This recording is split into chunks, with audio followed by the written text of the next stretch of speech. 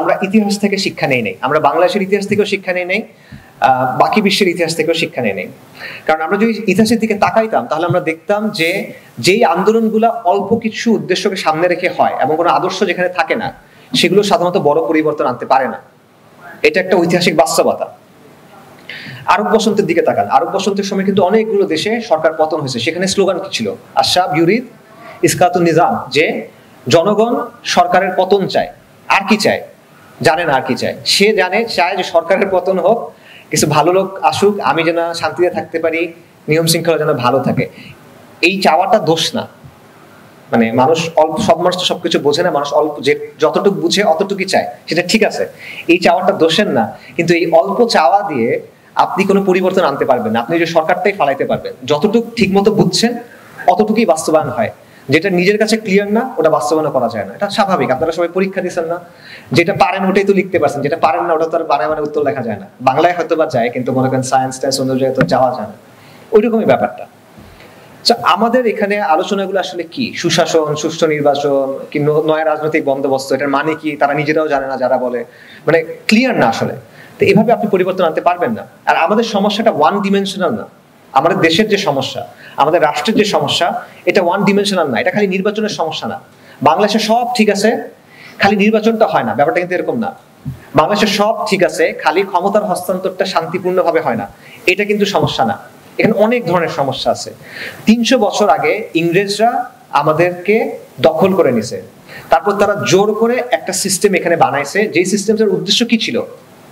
শোষণ করা, আর কিচ্ছু করা না। এটা শোষণ করার জন্য বানানো একটা আমলাতন্ত্র, শোষণ করার জন্য বানানো একটা শিক্ষা ব্যবস্থা, শোষণ করার জন্য বানানো একটা বিচার ব্যবস্থা, এবং ইংরেজদের শাসন টিকায় রাখা, আপনাকে ডান্ডা মেরে ঠান্ডা করার জন্য বানানো বাহিনী। এটা হলো বাস্তবতা। এখন ওই জিনিসটা আমরা কন্টিনিউয়ালি জাস্ট পতাকার রং চেঞ্জ করে করে ওটাকে আমরা রেখে দিচ্ছি। এটা হলো আমাদের রাষ্ট্রের বাস্তবতা।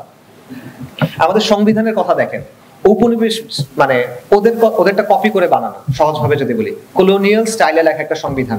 আমাদের আইনগুলো দেখেন, আমাদের আইনগুলো যদি কেউ পড়ে, সাধারণ মানুষ বুঝে না আইনে কি বলা আছে। মানে মানুষের ভাষা এটা না, এটা একটা বিজাতীয় ভাষার মতো, বাংলা ভাষা, কিন্তু আমরা বুঝি না এখানে কি বলা হচ্ছে, কারণ এই ভাষায় আমরা কথা বলি না। আমাদের আমলাতন্ত্র, পুলিশ প্রশাসন, এরা বলে যে আমরা জনগণের সেবক, জনগণের চাকর। এরা আসলে কি? এরা আমাদের শাসক, এরা আমাদের নিপীড়ক, এরা আমাদের নির্যাতনকারী। এটা আজকের, এটা হাসিনার সময় না, কিন্তু এটা কন্টিনিউয়ালি হয়ে আসতেছে। খালি বাংলাদেশ আমলের কথা না, এটা কন্টিনিউয়ালি এই অবস্থায় হয়ে আসতেছে। আপনার রাজনীতিবিদ যারা, আমরা জনগণের সেবক, তারাও সেবক, তারা হলো রাজা, আমরা হলাম প্রজা। এটা হলো বাস্তবতা। এই যে সেনাবাহিনীগুলো, এই যে পোস্ট কলোনিয়াল সেনাবাহিনীগুলো, পাকিস্তানের দিকে তাকান, মিশরের দিকে তাকান, এগুলো হলো জনগণকে একদম নিয়ন্ত্রণ করার এবং পশ্চিমা এজেন্ডা বাস্তবায়ন করার সবচেয়ে বড় হাতিয়ার। তো এই সব কিছু হলো আমাদের বাস্তবতা। এই বাস্তবতা আপনি নির্বাচন দিয়ে, দায় ও দরদের রাজনীতি দিয়ে, নয়া বন্দোবস্ত দিয়ে সলভ করবেন, এটা শিশুসুলভ চিন্তা ভাবনা আসলে। এটা হলো একটা সমস্যা, যে আমরা ইতিহাস থেকে শিক্ষা নেই নাই, যে আপনার যদি উদ্দেশ্য ক্লিয়ার না থাকে আপনার অর্জনটাও হবে না। দ্বিতীয় সমস্যা কি? দ্বিতীয় সমস্যা হলো একটা জিনিসের বিজ্ঞাপন আর একটা জিনিসের বাস্তবতাকে আলাদা করতে না পারা। একটু উদাহরণ দেই। আপনারা এখানে অনেক আছে, কিছু মনে, একটা উদাহরণ দিচ্ছি, যে আপনারা পারফিউমের অ্যাড দেখছেন না? যে একটা ছেলে গায়ে বডি স্প্রে দিচ্ছে, রাস্তায় বের হয়েছে, তারপর 10টা মেয়ে তার পিছিয়ে দৌড়াচ্ছে। আচ্ছা, এটা হলো বিজ্ঞাপন। এটা বাস্তবতা নাকি? কেউ ট্রাই করছে কিনা? এটা বাস্তবতা না। আপনি ওই পারফিউম দিয়ে বের হলে আপনার পিছিয়ে 10টা মেয়ে দৌড়াবে না। সে জিনিসটা বিক্রি করার জন্য এই জিনিসটা আপনার সামনে তুলে ধরছে, যাতে আপনি আকৃষ্ট হন, কিন্তু বাস্তবতাটা ভিন্ন, রাইট?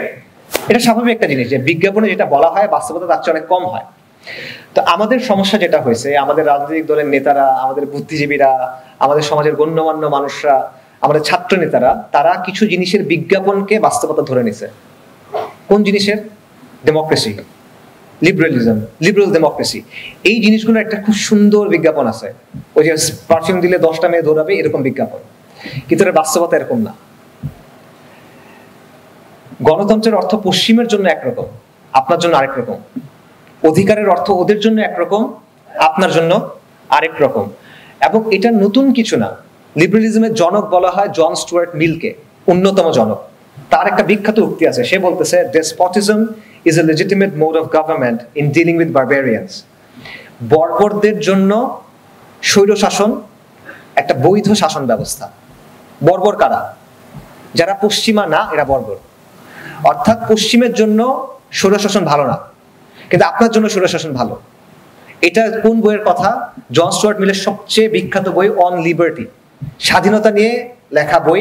সেখানে বলতেছে বর্বরদের জন্য স্বৈরশাসন একটা ভালো ব্যবস্থা হইতে পারে যদি এটা তাদের কল্যাণে কাজ করে। তো এটা আগেও তাদের চিন্তা ছিল, এটা এখনো তাদের চিন্তা, এবং এটা এখনো বাস্তবতা। এখন হয়তো একটু অন্যভাবে তারা এক্সপ্রেস করে। সো আমাদের মতো দেশে আপনি মনে করতেছেন যে হ্যাঁ, ফ্রেঞ্চ রেভলিউশন হয়েছে, তারা তো বিপ্লব করে রিপাবলিক কায়েম করছে, আমরা মনে হয় করতে পারবো, আমরা গণতন্ত্র করবো, লিবারালিজম করবো, এবং আমরা মুক্ত হয়ে যাবো, বৈষম্য দূর হয়ে যাবে। ব্যাপারটা এভাবে কাজ করে না। আমাদের মতো বাংলাদেশের মতো গরিব পোস্ট কলোনিয়াল দেশের বাস্তবতা হইলো যে এই দেশটা চলবে বাইরের কিছু শক্তির ইশারায়।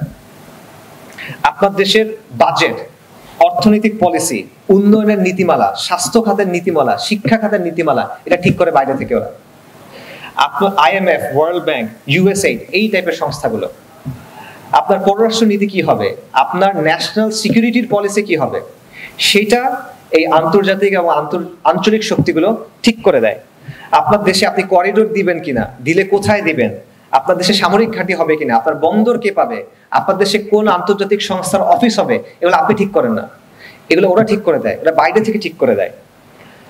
এইসব সিদ্ধান্ত আসে হয় দূতাবাস থেকে, নইলে আন্তর্জাতিক সংস্থা থেকে, নইলে এই যে NGO লবির লোকজনদের কাছ থেকে। সো এখানে কে ক্ষমতায় আসতেছে এটা আসলে খুব একটা ইম্পর্টেন্ট না, কারণ পলিসিগুলো আগে থেকে ঠিক হওয়া থাকে।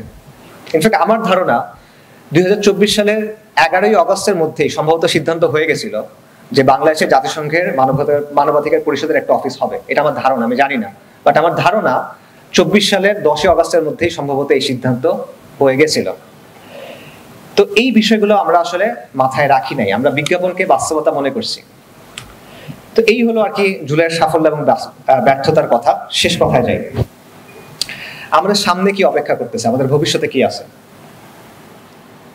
আমি ইনিশিয়ালি ইকোনমিক্সের ছাত্র, এবং ইকোনমিক্সে একটা কথা আছে, কথাটা হলো সেটেরিস পেরিবাস, যদি সব চলক অপরিবর্তিত থাকে, এটা হলো এটার অর্থ। এই কথাটা এখানে গুরুত্বপূর্ণ। আমাদের সামনে কি অপেক্ষা করতেছে? যদি সবকিছু অপরিবর্তিত থাকে, তাহলে আমাদের সামনে অপেক্ষা করতেছে মোর অফ দ্য সেম, যা আগে হয়েছে সেটাই, নতুন কোনো কিছু অপেক্ষা করতেছে না। সেই একই রাজনীতি, সেই বিদেশি শক্তির তাবেদারি, এবং দেশের স্বার্থের বদলে বিদেশি শক্তির স্বার্থকে প্রাধান্য দেওয়ার রাজনীতি। মাঝখান থেকে কি হবে? যারা ক্ষমতায় আসবে তারা সম্পদ বানায় নিবে। তাদের কাজ হলো একটা মধ্যস্বত্বভোগী টাইপের একটা দালাল ক্লাস, সহজ ভাষায়, সহজ বাংলা হলো একটা দালাল ক্লাসের মতো, যারা তাদেরকে কিছু জিনিসপত্র এনে দিবে, আপনাকে কিছু বুঝ দিয়ে রাখবে, মাঝখান থেকে সে নিজে সম্পদ বানায় নিবে। কারণ এরা ক্ষমতায় আসতেই চায় বিদেশি শক্তির পৃষ্ঠপোষকতা নিয়ে, বিদেশি শক্তির সুনজর নিয়ে, কখনো ইন্ডিয়া, কখনো আমেরিকা, কখনো অন্য কিছু, বাট বিদেশি শক্তি।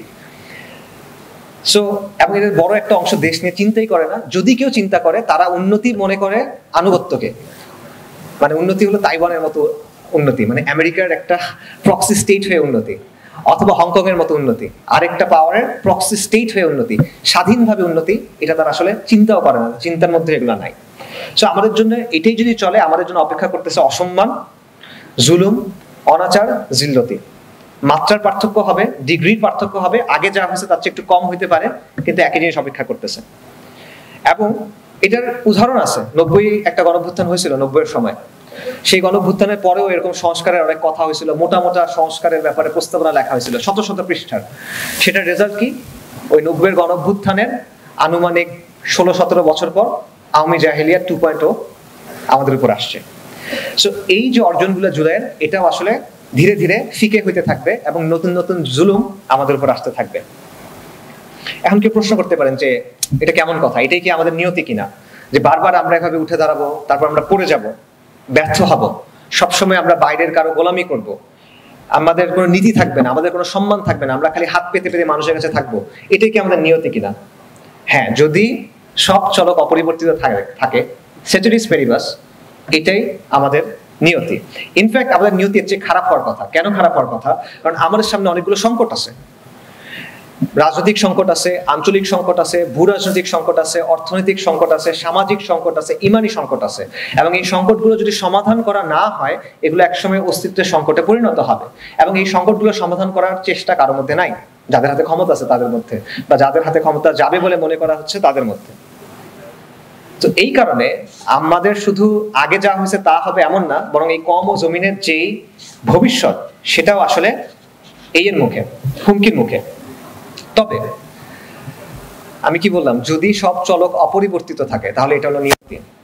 কিন্তু যদি চলক পরিবর্তন করা যায়, যদি ফ্যাক্টরগুলো পরিবর্তন করা যায়, তাহলে পরিবর্তন সম্ভব, তাহলে চক্র ভাঙা সম্ভব। আমাদের অস্তিত্বের যে হুমকিগুলো আছে সেগুলো মোকাবেলা করা সম্ভব, আমাদের অভ্যন্তরীণ যে সংকট আছে সেটা অতিক্রম করা সম্ভব। এবং আমি মনে করি ইনশাআল্লাহ মাথা উঁচু করে একটা সভ্যতাগত প্রকল্প, একটা সিভিলাইজেশনাল প্রজেক্ট হিসেবে বিশ্বের বুকেও দাঁড়ানো সম্ভব। আমাদের নিজেদের মতো করে আমাদের নিজেদের গল্পটা লেখা সম্ভব। তবে আবারও বলতেছি, এটার জন্য আপনার বিদ্যমানতাকে বদলাতে হবে, চলকগুলো বদলাতে হবে। সবার আগে আমাদের নিজেদের পরিচয়টা ঠিক করতে হবে, যে আপনার পরিচয়ের ভিত্তিটা কি, আপনি কে আসলে, এটা আপনার ঠিক করতে হবে। আপনার ঠিক করতে হবে যে আপনার ফুরকান কি, আপনার মাপকাঠি কি, আপনার কম্পাস কি, গাইডিং কম্পাস কি, যেটা আপনাকে গন্তব্যে নিয়ে যাবে। আপনার একটা মরাল অর্ডার লাগবে, একটা নৈতিক ব্যবস্থা আপনার লাগবে, আপনার একটা প্রকল্প লাগবে। ওই যে আপনার ঠিক করতে হবে যে ঠিক আছে সরকার পড়ে যাবে, একটা শূন্যতা তৈরি হবে, এরপর কি, এটা ঠিক করতে হবে আপনার। এটার একটা ক্লিয়ার আইডিয়া আপনার মাথায় থাকতে হবে। আপনার ভবিষ্যতের ব্যাপারে একটা ভিশন থাকা লাগবে, যে ঠিক আছে এটা যাওয়ার পর এই জিনিসটা আমরা তৈরি করব, এবং এটা আপনার মানুষকে বুঝাতে হবে। আপনি এমন কোনো কথা মানুষকে বললে হবে না যেটা মানুষ বুঝে না, নয়া রাজনৈতিক বন্দোবস্ত, মানুষ বুঝে না, যে বলে সেও মনে হয় বোঝে না, এরকম হলে হবে না। আপনার এমন কিছু লাগবে যেটা প্র্যাগম্যাটিক, না, যেটা প্র্যাকটিক্যাল, তাত্ত্বিক না। এবং এই সব কিছু বাংলাদেশের জন্য এবং দেশের জন্য আসলে একটা মাত্র জায়গা থেকে আসা সম্ভব, দ্বীন ইসলাম। ইসলাম ছাড়া আর কোনো সম্ভাব্য সলিউশন এখানে নাই। আর এমন কোনো বিষয় নাই যেটা এই জিনিসগুলো আমাদেরকে দিতে পারবে, যে বিষয়গুলো আমি মাত্র বললাম। যদি বাংলাদেশে একটা সিভিলাইজেশনাল প্রজেক্ট হিসেবে বিশ্ব মানচিত্রে হাজির হতে হয়, তাহলে অবশ্যই ইসলামকে আঁকড়ে ধরে এটা করতে হবে। এখানে দ্বিতীয় কোনো অপশন আমাদের সামনে নাই। এবং এটা আমি একটা ধর্মীয় বক্তব্য হিসেবে বলতেছি না, এটা একটা রিলিজিয়াস ক্লেম না, আমি এটা একটা নিরেট বাস্তবতার আলোকে বলতেছি। আমি এটা প্র্যাকটিক্যালিটির জায়গা থেকে বলতেছি, আমি এটা প্র্যাগম্যাটিক জায়গা থেকে বলছি। দিনের জায়গা থেকে এত কথা বলার তো আমার প্রয়োজন নাই। আল্লাহ আযজা ওয়া জাল্লা যেটা বলে দিয়েছেন সেটা বলে দিয়েছেন, শেষ কথা। আল্লাহ আযজা ওয়া জাল্লার কথাই চূড়ান্ত। কিন্তু বাস্তবতার নিরিখেও যদি আপনি দেখেন, প্র্যাগম্যাটিক জায়গা থেকেও যদি দেখেন, আপনি দেখবেন আর কোনো কিছু আপনাকে সমাধান দিতে পারবে না। দেখেন, ভারতের ছায়া থেকে বের হওয়া পর্যন্ত আমরা কোনো কিছু তৈরি করতে পারবো না। এখন ভারতের যে ছায়া, এটা থেকে আপনি কিভাবে বের হবেন বলেন? হিন্দুত্ববাদের মোকাবেলা কি দিয়ে করবেন? ভারতীয় আগ্রাসনবাদের মোকাবেলা কি দিয়ে করবেন? জয় শ্রীরাম দিয়ে যখন আপনাকে আক্রমণ করা হবে, তখন আপনি ক্লোন স্লোগান দিয়ে সেটা মোকাবেলা করবেন। এটা ইসলাম ছাড়া কোনো কিছু আপনার সামনে নাই। আপনার এমন কিছু লাগবে যেটা আপনি 47-কে অস্বীকার করতে পারবেন না, আপনি 71-কে অস্বীকার করতে পারবেন না, আপনি 24-কে অস্বীকার করতে পারবেন না। এখন কোন আদর্শ আছে যেটা দিয়ে আপনি এই তিনটাকে একসাথে ধারণ করতে পারবেন এবং রিকনসাইল করতে পারবেন? মুসলিম জাতীয়তাবাদ দিয়ে পারবেন না, কিন্তু সেটা অ্যাকাউন্ট করতে পারবে না, হয় নাই, এটা পসিবল হয় নাই। ইসলাম দিয়ে পারবেন, কারণ মুসলিম জাতীয়তাবাদ একটা সংকর জাতীয় জিনিস, রাইট? এটা পারবে না, ইসলাম পারবে। এটা ইসলাম প্রত্যেকটা জিনিসকে রিকনসাইল করতে পারবে, এখানে কোনো প্রবলেম নাই ইসলামের জায়গা থেকে, এখানে কোনো ইনকনসিস্টেন্সি থাকবে না। সামাজিক যে সংকট, সেকুলার হিউম্যানিজম যে সংকটগুলো তৈরি করছে, যেই সব পশ্চিমা সমাজ, পশ্চিমা পরিবার, পশ্চিমের মানুষ, পশ্চিমের প্রজন্ম আজকে ধ্বংস হয়ে গেছে, কেন? তাদের এই মতাদর্শের কারণেই তো, তাদের মূল্যবোধগুলোর কারণেই তো, তাদের লাইফস্টাইলের কারণেই তো। সেটা দিয়ে আপনি আপনার সমাজের সংকট কিভাবে থামাবেন? মানে বিষ দিয়ে তো চিকিৎসা হয় না। যেই জিনিসে অলরেডি একজন শেষ, নষ্ট হয়ে গেছে, একদম মারা যাচ্ছে সে, সেটা দিয়ে আপনি রোগের উপশম কিভাবে করবেন? এটা সম্ভব না। আপনি জাতিকে ঐক্যবদ্ধ করবেন কি দিয়ে? বাঙালি জাতীয়তাবাদ, বাংলাদেশিবাদ বা কিছু একটা, নয়া বন্দোবস্ত, লিবারালিজম, এগুলো দিয়ে তো আপনি জাতিকে ঐক্যবদ্ধ করতে পারবেন না, এটা প্রমাণিত। এগুলো মানে কোনো তাত্ত্বিক কথা না, এগুলো তো বাস্তবতা। এগুলো দিয়ে আপনি বান্দার হক দিতে পারবেন না, এগুলো দিয়ে আপনি আদল এবং ইনসাফ নিশ্চিত করতে পারবেন না। এগুলো দিয়ে তো ভাই আপনি একটা বছর একটা গণঅভ্যুত্থানের অর্জনকে ধরে রাখতে পারেন নাই। এটা দিয়ে আপনি আমাকে সামনে কি দিবেন? এগুলো দিয়ে 50 বছর আপনি কি দিতে পারছেন? কিচ্ছু দিতে পারেন নাই। বারবার এটা প্রমাণিত হয়েছে। আর কত প্রমাণ আপনার কাছে লাগবে? একটা কথা বলা হয় যে insanity is doing the same thing over and over and expecting different results. যে উন্মাদনার সংজ্ঞা হলো একই জিনিস বারবার করা কিন্তু ভিন্ন ফলাফল আশা করা। তা আপনি একই জিনিস কতদিন ধরে করবেন পাগলের মতো, এবং আপনি আলাদা ফলাফল আশা করবেন? আর কতদিন আমরা এইসব জিনিসের পিছিয়ে দৌড়াইতে দৌড়াইতে অসম্মান, লাঞ্ছনা, ব্যর্থতার মধ্যে থাকবো? অমোঘ বাস্তবতা হলো আমাদের সামনে একদিকে হলো ধ্বংস, আরেকদিকে হলো ইসলামকে আঁকড়ে ধরে, এর বাইরে আর কিচ্ছু নাই। সুলতানি বাংলাদেশে সর্বশেষ এই বাংলা সম্মানিত অবস্থায় কখন ছিল বলেন? সুলতানি আমলে, যেটা ইসলামকে আঁকড়ে ধরে তৈরি হয়ে একটা প্রকল্প ছিল, ইসলামিক এটা একটা প্রজেক্ট ছিল। ইসলামকে আঁকড়ে ধরে আমাদের পূর্বপুরুষরা লড়াই করছেন, হাজী শরীয়তুল্লাহ থেকে শুরু করে তিতুমির এবং আরো অনেকে, আপনারা সবার নাম জানেন। ইসলামের সাথে আমাদের মাটি এবং মানুষ জড়ায় আছে, আমাদের অতীত বর্তমান ভবিষ্যৎ ইসলামের সাথে জড়ায় আছে। এই অমোঘ বাস্তবতাটা আমরা কতদিন অস্বীকার করব? একমাত্র ইসলামই এই সংকটগুলোর সমাধান দিতে পারবে, একমাত্র ইসলামই আমাদের মরাল অর্ডার দিতে পারবে, একমাত্র ইসলামই আমাদের রাজনৈতিক প্রকল্প দিতে পারবে, একমাত্র ইসলামই একটা নতুন সমাজের বুনিয়াদ দিতে পারবে। এবং ইসলামই পারবে সব মাখলুকের যথাযথ হক নিশ্চিত করতে, সেটা মানুষ হোক, সেটা প্রাণী হোক, সেটা মুসলিম হোক, সেটা অমুসলিম হোক, সেটা বাঙালি হোক, সেটা অবাঙালি হোক, অন্য কোনো এথনিক গোষ্ঠী হোক, সবার যথাযথ হক সেটা ইসলামে দিতে পারবে। আপনি যত অধিকারের কথা বলেন, যত আইনের কথা বলেন, এগুলো দিতে পারে নাই, পারবেও না। তবে ইসলাম যদি আনতে হয় বিপ্লব লাগবে। বিপ্লব কোন অর্থে? বিপ্লব মানে রাস্তা অনেক মানুষ নেমে গেল, সরকার পড়ে গেল, নাকি? না, বিপ্লব মানে হলো ওই পরিবর্তন অর্থে, ওই গন্তব্য অর্থে আপনার বিপ্লব লাগবে। এবং বিপ্লবের অনেকগুলো শর্ত আছে। বিপ্লবের একটা শর্ত হলো কাফেলা দরকার। এমন একটা কাফেলা দরকার যারা কুরবানি করবে, যারা জমি প্রস্তুত করবে, যারা সফল হবার দিনটা দেখবে, এই আশাটা মোটামুটি ছেড়ে দিয়ে সারা জীবন কাজ করে যাবে, যারা ডিসিপ্লিন ভাবে কাজ করবে, ধীরস্থির ভাবে কাজ করবে, এবং তারা নিজেরা সঠিক ইসলামী আদর্শের উপর প্রতিষ্ঠিত হবে, এবং তারা সমাজকে ইসলামের দিকে ডাকবে। এবং যেই কাফেলার কাছে একটা প্রকল্প থাকবে, পরিবর্তনের একটা মানচিত্র থাকবে। বিপ্লব চাইলে গণশক্তি লাগবে, জনগণের শক্তিকে কাজে লাগাতে পারতে হবে, মানুষকে মোবিলাইজ করতে পারতে হবে। আর সেটার জন্য হক এবং বাতিলের ভিত্তিতে, আল্লাহর দেয়া নিজাম বনাম গায়রুল্লাহর নিজাম, এই পার্থক্যের ভিত্তিতে সমাজে মেনুকরণ আনতে হবে। গণমানুষের শক্তি তুচ্ছ কিছু না। এই জনগণের শক্তির কারণে এপিসি নাম ছিল, ট্যাঙ্ক নাম ছিল, হেলিকপ্টার নাম ছিল, তারপরে কিন্তু হাসিনা টিকতে পারে নাই। এই জিনিসটা তুচ্ছ কোনো শক্তি না। এত সার্ভেইলেন্স, এত ডিবি হারুন, এত এই সেই, এত কিছু, এত বাহিনী, তারপরে সে টিকতে পারে নাই কেন? এই শক্তির কারণেই তো। এটা আবেগের কথা না, বাস্তবতার কথা বলতেছি। গণমানুষের শক্তিকে যদি কাজে লাগানো যায়, তাহলে ট্রিমেন্ডাস সব জিনিসপত্র অ্যাচিভ করা যায়। আমি আপনাদের একটা এক্সাম্পল দিই হিস্ট্রি থেকে। ফ্রেঞ্চ রেভলিউশনের পর যারা বিপ্লবী ছিল, তারা সেনাবাহিনী ভেঙে দিছিল, আগের সেনাবাহিনী ভেঙে দিছে। তারপর তারা সাধারণ মানুষকে দিয়ে একটা সেনাবাহিনী তৈরি করছে। এই সেনাবাহিনী একই সাথে দেশের ভিতরে একটা গৃহযুদ্ধ চালাইছে একাধিক জায়গায়। দুইটা বাইরের রাষ্ট্র তাদের আক্রমণ করছে, তাদের বিরুদ্ধে যুদ্ধ করছে, এবং তারা আরো নতুন জায়গা দখল করে নিছে। একই সাথে সাইমালটেনিয়াসলি তারা এই জিনিসটা করছে।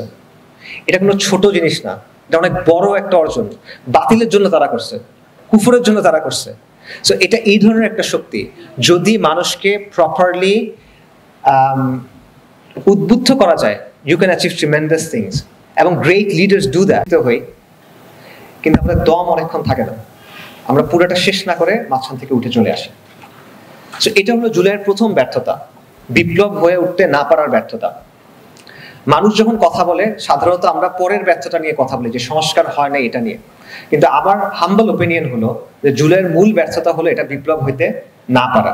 কারণ সংস্কারের জন্য এত কষ্ট করতে হয় না, এত মানুষকে আহত হইতে হয় না, এতগুলো ফ্যামিলিকে মানে কুরবানি করতে হয় না, এতগুলো মানুষকে মরতে হয় না, আরো কমে আসলে সংস্কার করা যায়। এটা তো দামি জিনিস না, কিন্তু আপনি অনেক দাম দিচ্ছেন, কিন্তু জিনিস কিনে নিয়ে আসছেন খুব সস্তা। জুলাইয়ের ব্যাপারটা এরকম হয়ে গেছে। সংস্কারের ব্যর্থতার দিকে তাকানো যাক। জুলাই যে বিপ্লব না, এটা আমরা সবাই এখন মোটামুটি বুঝি। অল্প কিছু মানুষ এখনো তর্ক করার চেষ্টা করছে, বাট মোটামুটি সবাই এখন বুঝে যে এটা আসলে বিপ্লব হয় নাই। কিন্তু জুলাইয়ের পরে কোনো সংস্কারও আসবে না, এটা আসলে অনেকের জন্য মেনে নেওয়া কষ্টকর, স্বাভাবিকভাবে কঠিন।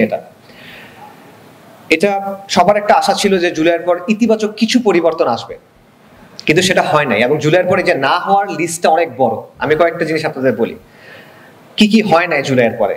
জুলাইয়ের পর যারা জান কুরবান করছেন, যারা আহত হয়েছেন, তাদের রাষ্ট্র স্বীকৃতি আসে নাই, তাদের স্থায়ী পুনর্বাসন আসে নাই, তাদের শারীরিক মানসিক স্বাস্থ্য সেবা এটা নিশ্চিত করা হয় নাই। আগেকার যেসব চুক্তি ছিল ভারতের সাথে বা অন্য কারোর সাথে, যেগুলো দেশ বিরোধী, মানুষের স্বার্থ বিরোধী, সেগুলো বাতিল করা হয় নাই, সেগুলো সংশোধন করা হয় নাই, নতুন করে এরকম চুক্তি করা হচ্ছে। আওয়ামী লীগের বড় বড় যে নেতা, তাদেরকে ধরা হয় না, এরা খুব সুন্দরভাবে পালায় যেতে পারছে। আওয়ামী লীগের সময় যে অলিগার্ড ছিল, এই যে ব্যবসায়ী, যারা আমি শাসন থেকে নিজেরা উপকৃত হয়েছে এবং আওয়ামী লীগকেও তারা উপকার করছে, এরা এখন বহাল তবিয়তে আছে। আওয়ামী সুশীল সমাজ, এরা এখন বহাল তবিয়তে আছে, এদের কোনো বিচার হয় নাই, কোনো জবাবদিহিতা হয় নাই। জুলাই গণঅভ্যুত্থানের কোনো অফিসিয়াল রেকগনিশন আসে নাই। মনে করেন বাংলাদেশের ইতিহাসে বিভিন্ন সময় সংবিধান সংশোধনী ঘটছে বিভিন্ন বড় বড় ঘটনার পর, এটাও কিন্তু এখনো হয় নাই, এখানে মানে রেকগনিশন তো আসেই নেই। আচ্ছা, প্রাতিষ্ঠানিক কোনো সংস্কার আসে নাই, গুম খুন ক্রস ফায়ার এগুলো কোনো বিচার হয় নাই। গুম কমিশনের যারা সদস্য তারা নাম ধরে ধরে বলতেছে যে ডিজিএফআই, র্যাব, সিটিটিসি, এসবি এবং আরো কিছু প্রতিষ্ঠান এরা সিস্টেম্যাটিক্যালি দেশের নাগরিকদের গুম করত, নির্যাতন করত, খুন করত, রাইট? একদম মানে তারা গুম কমিশন যেটাকে সরকার বানাইছে সেখানকার লোক এই কথাগুলো বলতেছে, কিন্তু এগুলো এখনো পর্যন্ত কোনো প্রাতিষ্ঠানিক স্বীকৃতি আসে নাই। কোনো প্রতিষ্ঠান, কোনো একটা এজেন্সি বলে নাই যে হ্যাঁ আমরা এই কাজটা করছিলাম, রাষ্ট্রের সেবা করার দায়িত্ব ছিল আমাদের, আমরা রাষ্ট্রের নাগরিকদের সাথে এই কাজটা করছি, এই জন্য আমরা দুঃখিত, আমরা ক্ষমা প্রার্থী।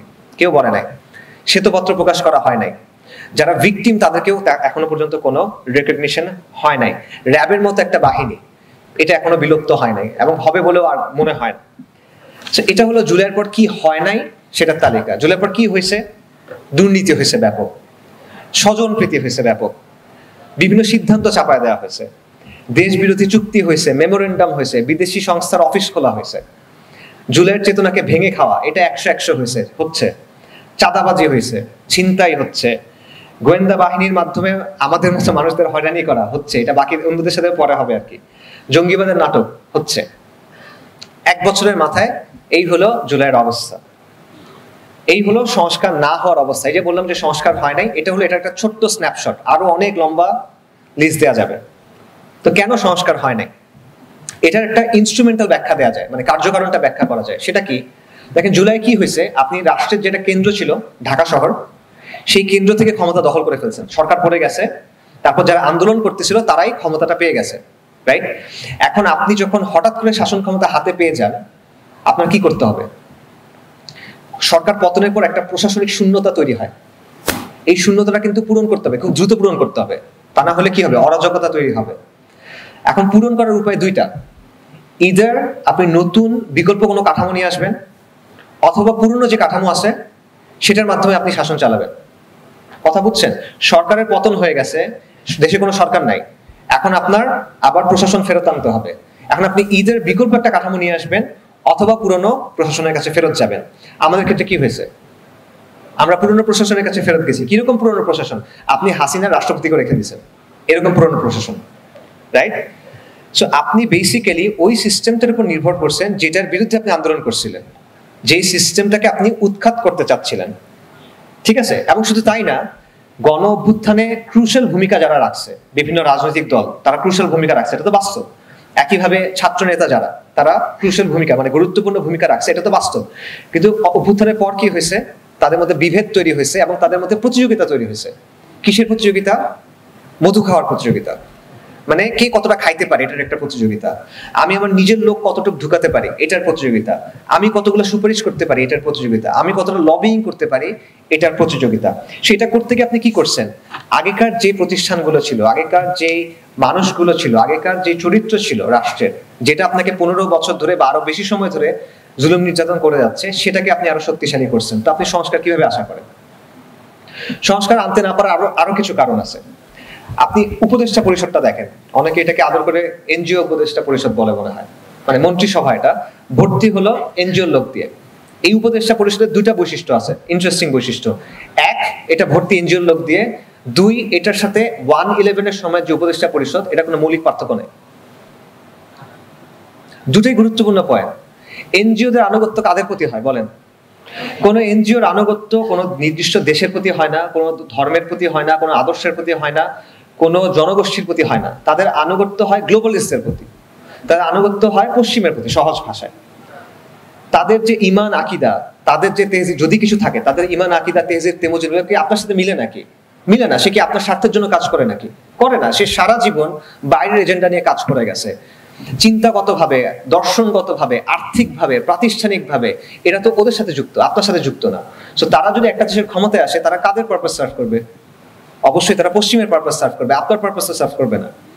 সো এটা হলো একটা সমস্যা। 2 নম্বর দেখেন 111 যে উপদেষ্টা পরিষদ সেটার সাথে এটার মৌলিক পার্থক্য কি বলে? আমি একটা পার্থক্য পাই, সেটা হলো এখানে ছাত্র উপদেষ্টা আছে, আমি আর কোনো মৌলিক পার্থক্য দেখি না। একই ধরনের লোক, ইনফ্যাক্ট একই লোকই আছে, একজন লোক আছে যিনি 111 ছিল, এখন এখানেও আছে উপদেষ্টা পরিষদে। তো 111 সরকারটা কি খুব ভালো সরকার ছিল? এই সরকার কি করছে? এটাই তো -2 যে ফর্মুলা, এটাই তো এটা নিয়ে আসছিল। এরাই তো আওয়ামী জাহিলিয়াত কায়েম করে দিয়ে গেছে নাকি?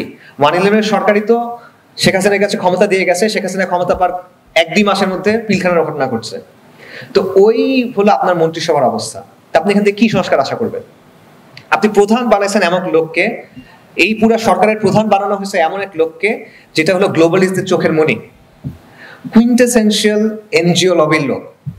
15 বছরে যার কোনো ভূমিকা নাই, এই যে জুলুম অত্যাচার হয়েছে মানুষের পক্ষে, কমের পক্ষে, জমিনের পক্ষে, তার কোনো ভূমিকা নাই। এই কথাগুলো অনেকে বলে না, সবাই খারাপ, কিন্তু যে হাসিনার সময় ছিল না সবাই খারাপ কিন্তু আম্মু ভালো, তো এখন ওইরকম একটা ব্যাপার আছে আর কি। তো বাস্তবতা কি দেখেন, আপনি এমন একজন মানুষকে এসে বসাইছেন যার মানে সে কুইন্টেসেনশিয়ালি এনজিও লবির লোক। কেন? কারণ বিকল্প নাই।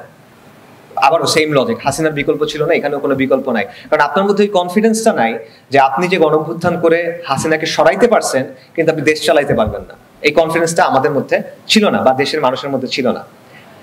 আচ্ছা, সংস্কার কমিশন, আপনি সংস্কারের জন্য কিছু কমিশন বানাইছেন। এই কমিশনে কারা আছে?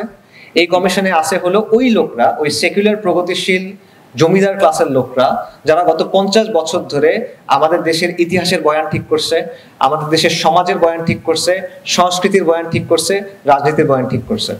এরাই তো, এদেরকেই আপনি সংস্কার কমিশনে নিয়ে আসছেন। এবং এই গোষ্ঠীটা স্পেকটাকুলারলি ব্যর্থ, এরা আগাগোড়া ব্যর্থ একটা গোষ্ঠী। 5টা দশক ধরে এরা একটা ফাংশনিং স্টেট বানাইতে পারে নাই, এটা একটা কার্যকর রাষ্ট্র বানাইতে পারে নাই। 50 বছরের বেশি সময় ধরে তারা একটা ফাংশনিং সোসাইটি তৈরি করতে পারে নাই। 24-এর পরেও পারে নাই, পারবেও না, কারণ এদের দ্বারা এটা হবে না। ওই যে বলে না যে সবাইকে দিয়ে এই করা যায় না, মানে আপনি গরু দিয়ে তো ঘোড়ার কাজ করাইতে পারবেন না, ছাগল দিয়ে তো ঘোড়ার কাজ করাইতে পারবেন না। সো ওই জিনিসটা আর কি হচ্ছে। কিন্তু তবু বারবার আপনি এদেরকেই নিয়ে আসতেছেন। দেখেন 90-এর দশকে, 90-এর গণঅভ্যুত্থানের পর যখন তত্ত্বাবধায়ক সরকারগুলো আসতো তখন সেগুলোর উপদেষ্টা কারা হতো? এই শ্রেণীর লোকেরা। 111-এর পর কারা হলো? এই শ্রেণীর লোকেরা। এখনো একই শ্রেণীর লোকেরা। তা আপনি একই জিনিস থেকে বারবার আলাদা রেজাল্ট কিভাবে আশা করেন? আরো অনেকগুলো কারণ এখানে আছে। ফর এক্সাম্পল, আমাদের দেশে অনেক কথা এখন হয় যে মুজিববাদ উৎখাত করতে হবে, মুজিববাদ দমন করতে হবে, কিন্তু আপনি আওয়ামী লীগের বিরুদ্ধে কিছু কথা হয়তো বা বলতেছেন, কিন্তু যেই সাংস্কৃতিক গোষ্ঠী বা যেই সুশীল সমাজ বা যেই বুদ্ধিভিত্তিক ভিত্তিটা ক্রমাগত আওয়ামী জাহেলিয়াতের বৈধতা দিয়ে গেছে এবং যেটা বারবার আওয়ামী লীগের বয়ানটাকে ফেরত নিয়ে আসে, সেটার বিরুদ্ধে আপনি কিছু করেন নাই। বরং আপনি কি করছেন, এই যে জুলাইয়ের বয়ান গিয়ে আপনি দিয়ে আসছেন কারণ বাজারে, রাইট? সো তাতে আবারও আপনি এখানে সংস্কারটা কিভাবে করবেন? আরেকটা বিষয় হলো যে দেখেন, রাষ্ট্রের ধর্ম হলো সে বদলাইতে চায় না, রাষ্ট্রের যে প্রতিষ্ঠানগুলো আছে এগুলো বদলাতে চায় না। এখন রাষ্ট্রকে বদলাতে হয় কিভাবে? চাপ দিয়ে। জনগণ রাষ্ট্রকে চাপ দিবে কিভাবে? জনগণের সংখ্যাকে কাজে লাগায়, তাই তো? কিন্তু এই জিনিসটাকেও জুলাইয়ের পরে ডিলেজিটিমাইজ করা হয়েছে, কি বলে? মব বলে। যেই শক্তিটার কারণে আপনার জুলাই হয়েছে, যেটার কারণে মানুষ আইন ভেঙে রাস্তায় নেমে আসছে পরিবর্তনের জন্য, এটাই তো, এটার কারণে তো জুলাই হয়েছে। কিন্তু ওই জিনিসটা যখন একবার আপনি ক্ষমতায় চলে গেছেন তখন আপনি ওটাকে মব বলা শুরু করছেন, যার ফলে কি হয়েছে, আপনার পায়ের তলায় এখন আর মাটি নাই, আপনি এখন আর কোনো পরিবর্তন করতে পারবেন না। কারণ রাষ্ট্রের যে প্রতিষ্ঠানগুলো সেগুলো অনেক শক্তিশালী, সেগুলোর সামনে আপনি গিয়ে কথা বলে লাভ নাই, আপনার একটা সমান শক্তি দাঁড় করাইতে হবে। সেই শক্তিটা আপনি পাবেন জনগণের কাছ থেকে, কিন্তু ওটাকে আপনি ডিলেজিটিমাইজ করছেন মব বলে। সাথে জুলাইয়ের ব্যর্থতার একটা বড় কারণ হলো দুর্নীতি, ব্যাপক দুর্নীতি। এপিএস এর দুর্নীতি, বাপের দুর্নীতি, ভাইয়ের দুর্নীতি, প্রতিদিন নতুন নতুন দুর্নীতির খবর। দুর্নীতি এমনিতেই খারাপ, কিন্তু এখানে একটা অন্য ব্যাপার ঘটছে, সেটা হলো মানুষের মধ্যে একটা মানে মানুষের মনটা ভেঙে গেছে। আমার কাছে যেটা মনে হয়েছে যে মানুষ যাদের উপর ভরসা করছে যে এ খারাপ ও খারাপ এ খারাপ, কোনো কিছু দিয়ে হচ্ছে না, আচ্ছা শেষ পর্যন্ত একটা আন্দোলনের মধ্যে দিয়ে সরকার পতন হলো, হাসিনা গেল, তো যারা এটা করছে তাদের প্রতি একটা আশা ছিল সবার যে ঠিক আছে ওরা ভালো কিছু একটা করবে। যখন দেখলে এরাও মানে ওই যে খাওয়ার পার্টি খেয়ে যাইতেছে, তখন এটা মানুষের মধ্যে মনোবলটা মানে মনটা ভেঙে যায় বেসিক্যালি।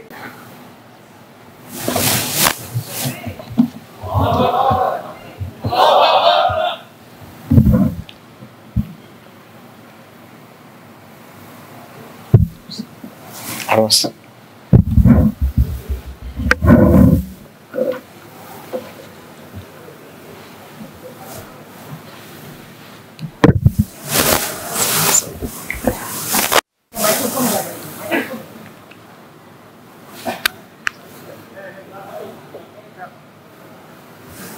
এইখানে তো লাগানো যায় ভাই। হ্যাঁ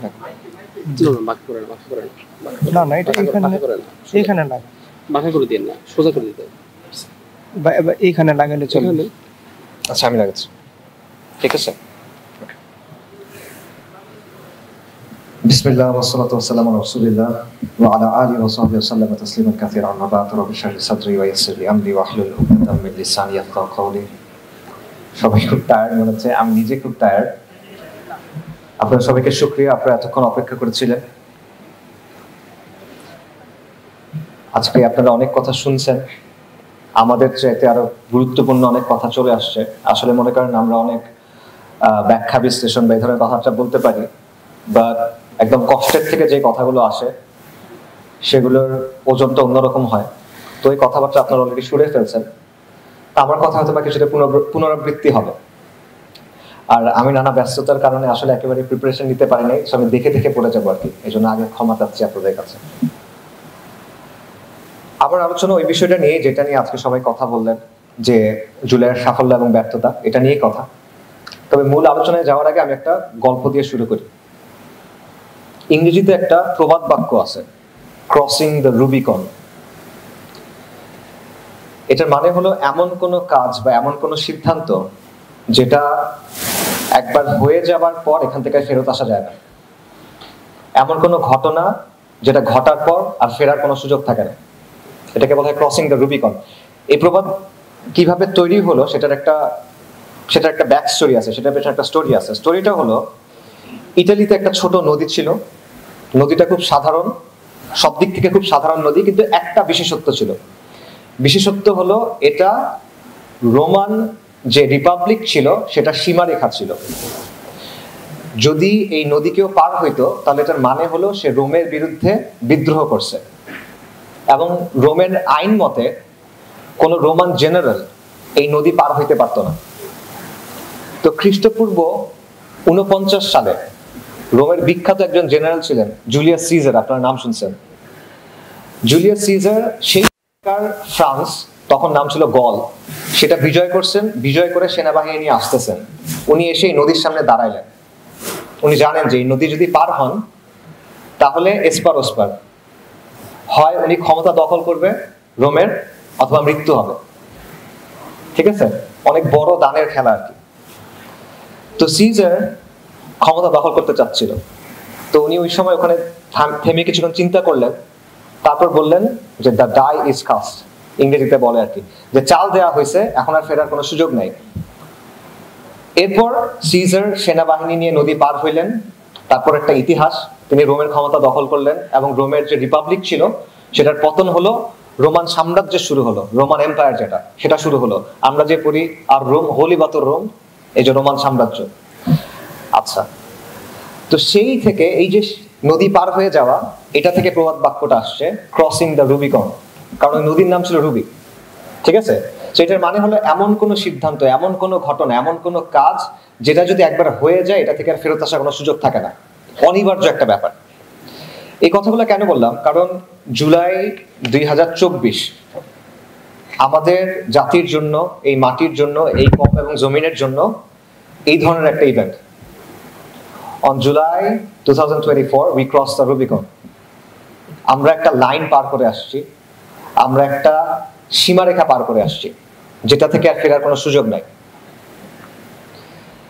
ওই সময়টা যখন বিশেষ করে কারফিউ দেওয়ার আগে অনেকের সাথে কথা হচ্ছিল, অনেক আলাপ হচ্ছিল, সেখানে বারবার একটা কথা আমি বলতেছিলাম, সেটা হলো যে we have crossed the line. কিছু একটা ঘটে গেছে, এটা কত 17-18 তারিখের কথা, যে এমন কিছু একটা ঘটে গেছে, আমরা তো বুঝতেছি না, কিন্তু এটার আগের মতো হবে না। কারণ অনেকের মধ্যে অনেক প্রশ্ন ছিল না, যে এই যে আন্দোলন হচ্ছে, আগেও তো আন্দোলন হয়েছে, কোটা আন্দোলন হয়েছে, সড়ক আন্দোলন হয়েছে, মোদী বিরোধী আন্দোলন হয়েছে, কোনো লাভ তো হয় নাই। আমার কাছে বারবার মনে হচ্ছিল যে না, আমরা অদৃশ্য কিছু একটা পার হয়ে আসছি, এবং কারফিউর পর যেটাই হোক, হয়তোবা আন্দোলন দমন হবে, হয়তোবা আন্দোলন চলবে, যাই হোক, আলটিমেটলি এটা আগের অবস্থায় ফেরত যাবে না, এটা আমার কাছে খুব মনে হচ্ছিল। আলহামদুলিল্লাহ আন্দোলন ব্যর্থ হয় নাই, সেই আন্দোলন গণ অভ্যুত্থানে পরিণত হয়েছে এবং হাসিনার পতন হয়েছে। তো এই গল্পটা আমি কেন শুরু করলাম, কারণটা হলো যে জুলাই আসলেই আমাদের জন্য ওই ধরনের একটা মোমেন্ট, এই কমের জন্য, এই জাতির জন্য এটা আসলে একটা ক্রসিং দ্য রুবিকনের মতো মোমেন্ট, যেখানে পরে আপনি আর ফেরত যেতে পারবেন না। জুলাইয়ের সাফল্যগুলো আগে একটু বলি, সাফল্য আর ব্যর্থতার আলোচনা যেহেতু। জুলাইয়ের সাফল্য হলো যে হাসিনার আমলে অনেকগুলো আন্দোলন হয়েছে, কিন্তু অন্য আন্দোলনগুলো যেখানে ব্যর্থ, জুলাই সেখানে সফল হয়েছে। দেখেন, হাসিনার আমলে হেফাজতে ইসলামের আন্দোলন হয়েছে 2013 সালে, 2014 সালে নির্বাচনের সময় বিরোধী দলের আন্দোলন হয়েছে, নিরাপদ সড়ক আন্দোলন হয়েছে, প্রথম কোটা আন্দোলন হয়েছে, মোদি বিরোধী আন্দোলন হয়েছে, 23 সালে আবার বিরোধী দলগুলো ছিল। কিন্তু এই প্রত্যেকটা আন্দোলনকে হাসিনা দমন করতে পারছিল, জুলাইকে পারে নাই। আগের আন্দোলনগুলোর ক্ষেত্রে দেখবেন সমাজের নির্দিষ্ট কিছু অংশের মানুষ অংশগ্রহণ করছে, যেমন মনে করেন জুলাইয়ের আন্দোলন, হেফাজতে ইসলামের আন্দোলন যেটা, কওমি মাদ্রাসার ওলামায়ে কেরাম, তুল্লাব যারা, তারা বেশি অংশগ্রহণ করছেন, ধর্মপ্রাণ মানুষ তারা অংশগ্রহণ করছে। রাজনৈতিক দলগুলোর আন্দোলন, সেখানে রাজনৈতিক দলগুলোর কর্মী সমর্থক অংশগ্রহণ করছে। নিরাপদ সড়ক আন্দোলন, সেখানে মনে করেন স্কুল, কলেজ, ইউনিভার্সিটি এরা বেশি করছে। এরকম এক একটাতে অল্প কিছু গোষ্ঠী অংশগ্রহণ করছে। জুলাই এ জায়গাতেও ডিফারেন্ট।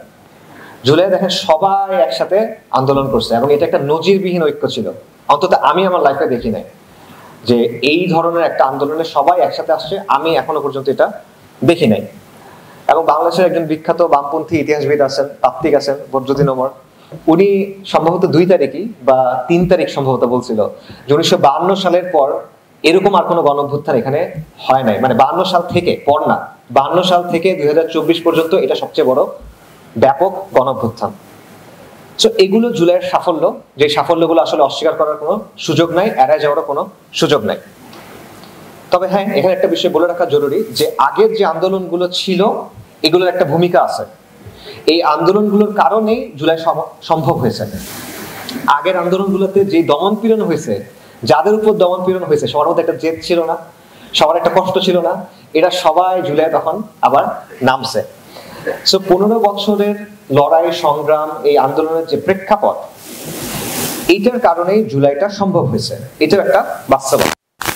তো এই কারণে এটা যেমন সত্য যে অন্য আন্দোলনগুলো যেখানে ব্যর্থ সেখানে জুলাই সফল, একইভাবে এটাও সত্য যে জুলাই হলো এই অন্য আন্দোলনগুলোর এক ধরনের ফসল। এটা জুলাইয়ের একটা সাফল্য। জুলাইয়ের আরেকটা সাফল্যের কথা বলি, সেটা হলো জুলাইয়ের ফলে বাংলাদেশের ইতিহাসের যে গতিপথ, এটা পারমানেন্টলি চেঞ্জ হয়ে গেছে। জুলাইয়ের ফলে আওয়ামী জাহিলিয়াতের পতন ঘটছে। আওয়ামী জাহিলিয়াতের উৎখাত হয় নাই, উৎখাত মানে একটা জিনিস মূল সহ উঠে ফেলা, এটা হয় নাই, কিন্তু পতন ঘটছে। হাসিনা বাংলাদেশ ভারতের একটা করদ রাজ্যে পরিণত হয়েছিল, সেই জায়গা থেকে আমরা কিছুটা ফেরত আসতে পারছি। এবং 71-এর একটা আওয়ামী বয়ান, একটা ভারতীয় বয়ানের নিচে আমাদেরকে চাপা দেওয়া হয়েছিল, সেই চাপা পড়া অবস্থা থেকেও আমরা কিছুটা বের হয়ে আসতে পারছি। সো জুলাই গণঅভ্যুত্থান একটা হিস্টোরিক্যাল ইভেন্ট, এবং আমি মনে করি যে জুলাই গণঅভ্যুত্থান হলো ভারতীয় আধিপত্যবাদের বিরুদ্ধে মুসলিম বঙ্গের প্রতিরোধ। জুলাই হলো ভারতীয় আধিপত্যবাদের বিরুদ্ধে মুসলিম বঙ্গের একটা গণঅভ্যুত্থান। তবে জুলাইয়ের সমস্যা যেখানে শুরু, সেটা হলো যে জুলাই অসম্পূর্ণ, এটার কাজটা শেষ হয় নাই। এবং জুলাই নিয়ে যত সমস্যা আছে, যতগুলো ব্যর্থতা নিয়ে আমরা আলোচনা করি, যতগুলো হতাশা নিয়ে আমরা আলোচনা করি, যতগুলো দুঃখ নিয়ে আমরা আলোচনা করলাম সারাদিন হলো, এই সবগুলোর কারণ হলো এটাই যে জুলাই আসলে অসম্পূর্ণ। দেখেন, লড়াই কখনো মাঝপথে শেষ করা যায় না, খেলার মাঠ থেকে হঠাৎ করে উঠে আসা যায় না, খেলা শেষ করে আসতে হয়। মনে করেন আপনি একটা সেতু বানাচ্ছেন, একটা ব্রিজ বানাচ্ছেন, এই ব্রিজটা আপনার শেষ করতে হবে। তো আপনি একটা ব্রিজ অর্ধেক বানাইছেন, এটা দিয়ে আপনি কই যাবেন? কোথাও না, ব্রিজ টু নোওয়্যার, এটা দিয়ে আপনি কোথাও যেতে পারবেন না। সো যে কোনো গুরুত্বপূর্ণ কাজ পুরোপুরি শেষ করতে হয়, অর্ধেক করে রেখে দেওয়া যায় না। মনে করেন কারো শরীরে টিউমার আছে, আপনি টিউমার কেটে ফেলবেন, পুরোটা ফেলতে হবে, কিন্তু শেকড় সহ। আপনি অর্ধেক ফেলছেন, অর্ধেক রেখে দিয়েছেন, এটা অর্থ কি? এটা ওষুধটা আবার ফেরত আসবে। তো এই জিনিসটা জুলাইয়ের ক্ষেত্রে হয়েছে, যে জুলাইয়ের কাজটা অর্ধেক রেখে আমরা চলে আসছি, যার কারণে এই সমস্যাগুলা হচ্ছে। সো জুলাইয়ের যে ব্যর্থতা, এটা এই কারণে, অসম্পূর্ণতার কারণে। এবং মোটা দাগে এই ব্যর্থতাটাকে 2 ভাগে ভাগ করা যায়, আমি 2 ভাগে ভাগ করি আর কি। একটা হলো জুলাইয়ের বিপ্লব হতে না পারার ব্যর্থতা, যে সবাই জুলাই বিপ্লব বলে, এটা আসলে জুলাইয়ের ব্যর্থতা, জুলাই বিপ্লব হইতে পারে না, এটা একটা বড় ব্যর্থতা। আরেকটা যে ব্যর্থতা, সেটা হলো সংস্কারের ক্ষেত্রে ব্যর্থতা। যে জুলাইয়ের পরে কিছু পরিবর্তন আসার কথা ছিল, কিছু সংস্কারের কথা ছিল, সেগুলো হয় নাই। এই দুটোই আসলে মোটা দাগে ব্যর্থতা। আমরা একটা একটা করে একটু কথা বলি। প্রথম ব্যর্থতা, জুলাই বিপ্লব না, এটা একটা গণ অভ্যুত্থান। জুলাইয়ের বিপ্লব হওয়ার সুযোগ ছিল, সে হতে পারে না, এটা একটা গণ অভ্যুত্থান। এই কথাটা আমি অনেক আগে বলছিলাম, 8-9 তারিখ বলছিলাম গত বছরে। তো ওই সময় অনেকের কাছে এটা পছন্দ হয় নাই, অনেকে নানা ধরনের যুক্তি দেওয়ার চেষ্টা করছিল যে না এটা আসলে গণ অভ্যুত্থান, সরি বিপ্লব, বাট না এটা আসলে বিপ্লব হয় নাই, এটা গণ অভ্যুত্থান হয়েছে। কিন্তু এই যে আপনি যে জিনিসটা বিপ্লব না এটাকে বিপ্লব মনে করছেন, এটার ফলে একটা প্রবলেম হয়েছে। কি প্রবলেম হয়েছে? যে আপনার একটা আত্মতৃপ্তি কাজ করছে, বিপ্লব তো হয়ে গেছে, যা করার দরকার ছিল এটা তো হয়ে গেছে। তখন আপনি কি করছেন? আপনি আর কাজ করেন নাই, যে কাজগুলো করা জরুরি ছিল সেই কাজগুলো তখন আর করা হয় নাই। তো যেই ঐতিহাসিক সুযোগটা আমাদের সামনে আসছিল সেই সুযোগটা কাজে লাগানো সম্ভব হয় নাই। বাংলায় একটা প্রবাদ আছে যে সময়ের 1 ফোর অসময়ের 10 ফোর। তো ওই সময় কিন্তু চলে গেছে, যে জিনিসপত্রগুলো করা সম্ভব ছিল এখন আর কিন্তু এটা করা সম্ভব না। সো এই যে আপনি জুলাইকে বিপ্লব মনে করছিলেন বা মানুষ মনে করছিল, এটা একটা বড় সমস্যা হলো এটা যে সঠিক সময়ে সঠিক কাজগুলো করা যায় নাই। তো এই যে কনফিউশনটা, এটা যে আসলে বিপ্লব না কিন্তু আমরা বিপ্লব বলতেছি, এটা কেন হইলো? এই এই মানে দ্বিধাদ্বন্দ্বটা কেন হলো, এই বিভ্রান্তি কেন হলো? এটার কারণটা হলো যে আমাদের একটা স্বভাব আছে যে আমরা একটা জিনিস নিয়ে কথা বলতে পছন্দ করি কিন্তু আমরা জিনিসটা নিয়ে জানতে পছন্দ করি না। আমরা কোনো জিনিস জানার, ভালো মতো বোঝার চেষ্টা করি না, ভালোভাবে জানার চেষ্টা করি না, আমরা আবেগকে বেশি প্রাধান্য দিই। সো আমরা মনে করেন বিপ্লব বিপ্লব এই কথাটা অনেক বলি, জব করতে পছন্দ করি, কিন্তু বিপ্লব আসলে কি, এই জিনিসটা আসলে কি সেটা আমরা জানার চেষ্টা করি না। দেখেন বিপ্লব কি, আমি খুব সহজে আপনাদেরকে বলি। বিপ্লব হলো সিম্পলি দুটা জিনিস, ঠিক আছে? দুটা জিনিস। একটা হলো বিপ্লব একটা ফেনোমেনা, একটা ঘটনা। বিপ্লব একটা ইভেন্ট, একটা নির্দিষ্ট ধরনের ঘটনা। আর 2 নাম্বার হলো বিপ্লব হলো একটা নির্দিষ্ট ধরনের পরিবর্তন। বিপ্লব একটা নির্দিষ্ট ধরনের ইভেন্ট, ফেনোমেনন, এবং বিপ্লব একটা নির্দিষ্ট ধরনের পরিবর্তন। বিপ্লব নিয়ে অনেক একাডেমিক লেখালেখি আছে, মোটা মোটা বই আছে শুধুমাত্র বিপ্লব নিয়ে। বিপ্লব কেন হয়, কিভাবে হয়, কি কি পদ্ধতিতে হয়, বিপ্লবের পর কি কি হয়, মাঝখানে কি কি হয়, মোটা মোটা বই আছে, অনেক বই আছে। সেগুলোর আলোকে যদি আমি সংজ্ঞা দেই তাহলে বিপ্লবের দুটো ধরন আছে। একটা হলো রাজনৈতিক বিপ্লব, একটা হলো সোশ্যাল রেভলিউশন, সামাজিক বিপ্লব বা সমাজ বিপ্লব। রাজনৈতিক বিপ্লব হলো যখন একটা রাষ্ট্রের কাঠামো এবং শাসন ব্যবস্থা বদলায় যায়, এটা হলো রাজনৈতিক বিপ্লব। সমাজ বিপ্লব কি? সমাজ বিপ্লব হলো রাষ্ট্রের কাঠামো বদলাবে, শাসন ব্যবস্থা বদলাবে, সমাজের মূল বুনিয়াদ বদলায় যাবে, সমাজের মানুষের যে মূল্যবোধ, জীবনবোধ, জীবনের ব্যাপারে যে দৃষ্টিভঙ্গি, এটাও বদলায় যাবে। সো আমরা সাধারণত মনে করি যে সমাজ বিপ্লব হলো নিচে, রাজনৈতিক বিপ্লব হলো উঁচুতে। বাট আপনি যদি একাডেমিক আলোচনায় যান তাহলে দেখবেন রাজনৈতিক বিপ্লবের চেয়ে সমাজ বিপ্লবের মাত্রা অনেক বেশি। আমি এটাকে সহজ এক্সাম্পল দিয়ে বলি। আগে আমি একবার চেয়ারের এক্সাম্পল দিয়েছিলাম, এবার আমি বাড়ির এক্সাম্পল দিই। মনে করেন একটা বাড়ি আছে, এই বাড়ির চাবিটা বদল হয়েছে। আগে ওনার কাছে চাবি ছিল, এখন আরেকজনের কাছে চাবি, মালিকানা বদল। এটা হলো ক্ষমতা পরিবর্তন। এই বাড়ির রং বদলায় ফেলছেন, টাইলস বদলায় ফেলছেন, প্লাম্বিং চেঞ্জ করছেন, রেনোভেশন করছেন, এটা হলো সংস্কার। আপনি বাড়িটা ভেঙে নতুন একটা বাড়ি তৈরি করছেন, এটা হলো রাজনৈতিক বিপ্লব। আপনি বাড়ি ভাঙছেন, ফাউন্ডেশন চেঞ্জ করে ফেলছেন, জমির নিচে যেটা আছে ওটাও বদলায় ফেলছেন, তারপর নতুন ফাউন্ডেশনে নতুন কাঠামোতে একটা জিনিস তৈরি করছেন, এটা হলো সমাজ বিপ্লব। জুলাই কি হয়েছে? জাস্ট ক্ষমতা পরিবর্তন হয়েছে, সংস্কারটাও প্রপারলি হয় নাই। কিন্তু এটাকে আমরা বিপ্লব বলে প্রচার করে আসছি, যেটা একটা উইশফুল থিঙ্কিং এবং ডেঞ্জারাস ডিলিউশন। আরেকটা ব্যাপার বলি, এখানেও আমাদের অনেকের ভুল ধারণা থাকে। অনেকে মনে করে বিপ্লব হলো একটা পদ্ধতি, আমরা যেটা বলি মানহাজ। অনেকে মনে করে বিপ্লব হলো একটা মানহাজ। না, এটা কোনো পদ্ধতি না। অনেকে মনে করে যে অনেক মানুষ রাস্তায় নেমে আসবে, রাস্তায় নেমে আন্দোলন করবে, সরকার পড়ে যাবে, এটা মানে হলো বিপ্লব। এটা বিপ্লব না, এটা গণ আন্দোলন, এটা গণ অভ্যুত্থান বলতে পারেন আপনি, কিন্তু এটা বিপ্লব না। বিপ্লব হইল একটা, আমি আরেকটা এক্সাম্পল দিই। মনে করেন সফরের কথা। সফরে 3টা জিনিস থাকে, মুসাফির থাকে, একটা গন্তব্য থাকে, আর একটা বাহন থাকে, রাইট? এখন বিপ্লবটা হলো গন্তব্য, ফাইনালি যে জায়গায় আপনি যেতে চাচ্ছেন, যে ধরনের পরিবর্তন আপনি আনতে চাচ্ছেন, এটা হলো বিপ্লব।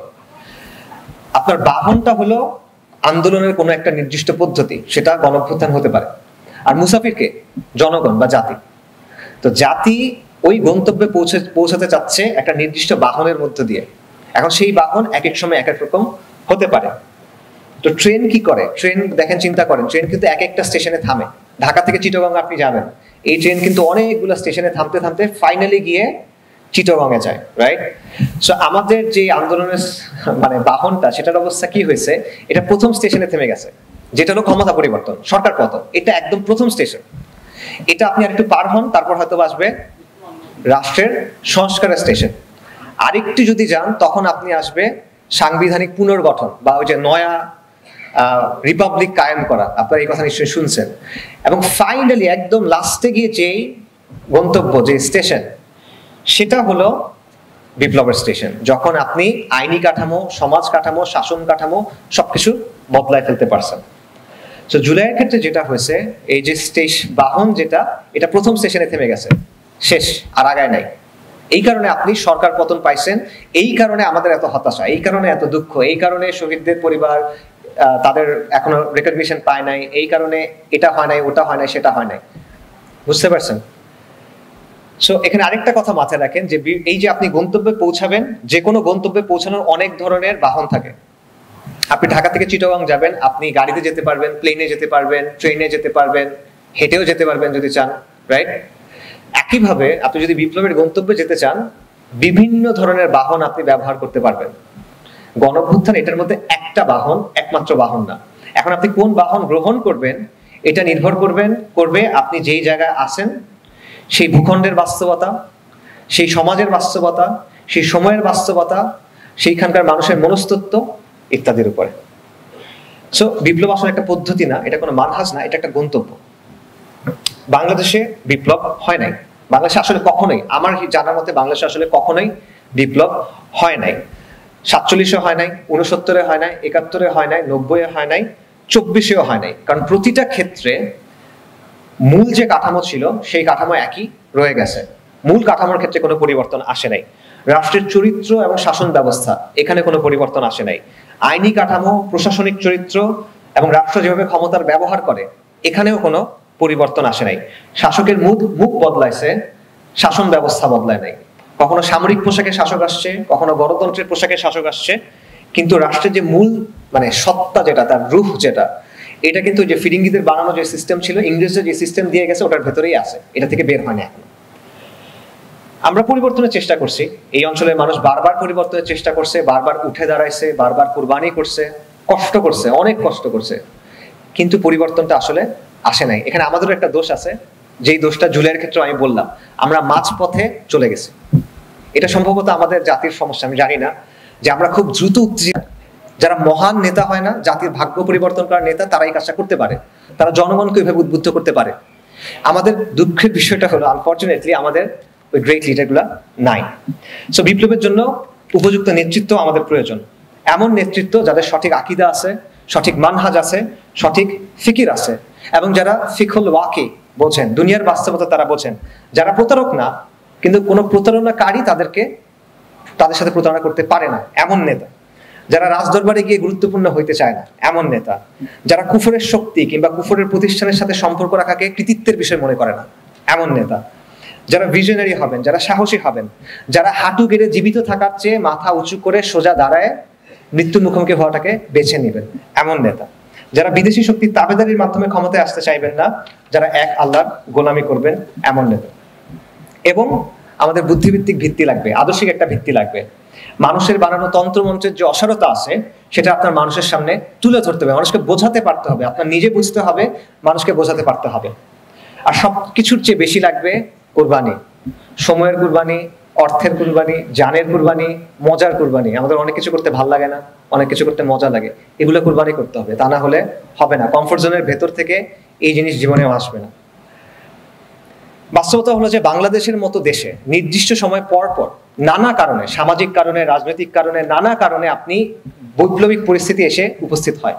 নির্দিষ্ট সময় মানে 2-3 বছর পর পর না, 1-2 দশক পর পর হয়তোবা, কিন্তু এটা এসে উপস্থিত হয়। কিন্তু পরিস্থিতি আপনার সামনে এসে উপস্থিত হলো, প্রেক্ষাপট আপনার সামনে এসে উপস্থিত হলো, কিন্তু আপনার প্রস্তুতি নাই, তাহলে লাভ আছে? নাই। তাহলে আপনি বারবার এরকম করবেন, সর্বোচ্চ একটা গণঅভ্যুত্থান করবেন, তারপরে এসে 1 বছর পরে সাফল্য এবং বার্তা নিয়ে একটা সেমিনার করবেন। সো এই জন্য এই বিষয়গুলো আমাদের মাথায় রাখা দরকার। আমি শেষ করি, একটা গল্প দিয়ে শুরু করছিলাম, ক্রসিং দ্য রুবিকন। এমন কোনো সিদ্ধান্ত, এমন কোনো ঘটনা যেখান থেকে আর ফেরত আসা যায় না, অনিবার্য পরিণতি।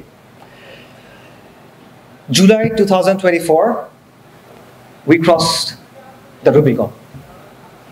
আমরা জুলাইয়ের আগের অবস্থায় ফেরত যাব না, এবং কেউ চাইলেও আসলে যেতে পারবে না। হ্যাঁ, অতীতের ময়লা আবর্জনা এখন অনেক রয়ে গেছে, জুলাই অসম্পূর্ণ থেকে গেছে, এটা সত্য। তবে এটার একটা ঢেউ আপনি দেখবেন বারবার ফিরে ফিরে আসবে, এটা আমার অ্যাসেসমেন্ট। এবং জুলাইয়ের ফলে এই যে ফিরিঙ্গিদের তৈরি করা যে রাষ্ট্রযন্ত্রটা আছে, এই নষ্ট একটা রাষ্ট্রযন্ত্র, এটার মধ্যে ফাটল ধরছে, ভাঙে নাই, এটা এখনো আছে, শক্তভাবে আছে, কিন্তু এর মধ্যে ফাটল ধরছে। তো আগে হোক বা পরে হোক এই অসম্পূর্ণ কাজ শেষ করতে হবে, এই অসম্পূর্ণ হিসাবটা পুরা করতে হবে, এবং ইতিহাসের মঞ্চ আবার একদিন প্রস্তুত হবে। কিন্তু প্রশ্ন হলো সেই দিন আমরা তৈরি থাকবো কিনা। এই কাজটা সহজ না, কাজটা অত্যন্ত কঠিন। তবে কেন যেন আল্লাহ আজ্জা ওয়া জাল এই কাজটা আমাদের সামনে রাখছেন, এই প্রজন্মের সামনে রাখছেন। মহান আল্লাহ এই সুযোগটা আমাদের সামনে রাখছেন, এবং আল্লাহ জানেন, আমরা জানি না। আল্লাহ আজ্জা ওয়া জাল জানেন তিনি কেন রাখছেন, এবং তার যে বিবেচনা সেটাই সঠিক। 2024 সালের 4ই অগস্ট আমি একটা লেখা লিখছিলাম। ওই সময় অনেকের মধ্যে অনেক হতাশা কাজ করতেছিল, সবার মধ্যে একটা অনিশ্চয়তা কাজ করতেছিল। তার আগের 2-3 দিন প্রচুর মানুষ মারা হয়েছিল, আমার সাথে অনেকে কথা বলছে যে চোখের সামনে তারা অনেকগুলো বিভৎস দৃশ্য দেখে আসছে, এবং একটা হতাশা কাজ করছিল যে কালকে কি হবে। তো ওই সময়টাতে আমি একটা লেখা লিখছিলাম, এবং আমি বলছিলাম যে কালকে লং মার্চ। এখন এই লং মার্চের সময় যদি ফোন বন্ধ করে দেয়, ফোন নেটওয়ার্ক, তাহলে কি হবে? যদি ইন্টারনেট বন্ধ করে দেয় তাহলে কি হবে? যদি সমন্বয়কদের গুম করে তাহলে কি হবে? যদি আর্মি গুলি করে তাহলে কি হবে? কিছু হবে না। আপনার কাজ হলো এগুলা নিয়ে চিন্তা না করে রাস্তায় নামা। আপনার কাজ হলো রাস্তায় নামা, হাঁটা দেওয়া। যদি রাস্তায় নামেন, নিশ্চিত থাকেন ইতিহাসের সাথে দেখা হয়ে যাবে। তো এই লেখাটা বেশ ছড়াই পড়ছিল, এটা অনেকগুলো ফেসবুক পেজে, ফেসবুক গ্রুপে, টেলিগ্রাম চ্যানেলে, অনেক হোয়াটসঅ্যাপ গ্রুপেও শেয়ার হয়েছিল, এবং আমার সাথে পরে অনেকের দেখা হয়েছে। তারা আমাকে বলছে যে এই লেখাটা তাদেরকে একটা লেভেলে এনকারেজ করছে 5 তারিখ নামার জন্য।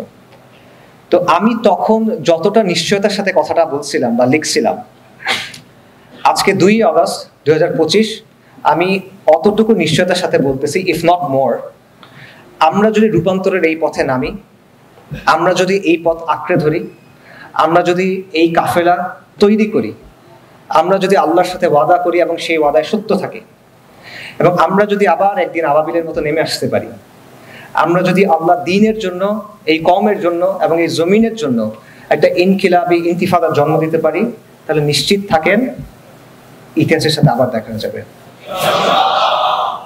ইসবিরু ওয়া সাবিরু ওয়া রাবিতু ওয়াত্তাকুল্লাহা লাআল্লাকুম তুফলিহুন। আসসালামু আলাইকুম ওয়া রাহমাতুল্লাহ।